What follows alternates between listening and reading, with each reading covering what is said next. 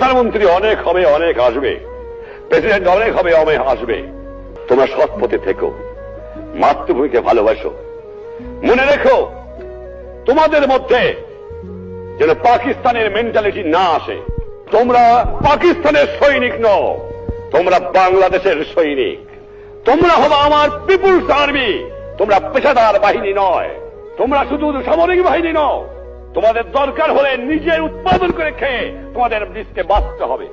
এটা হবে আমার জনগণের বাহিনী, এটা হবে পিপুলস আর্মি।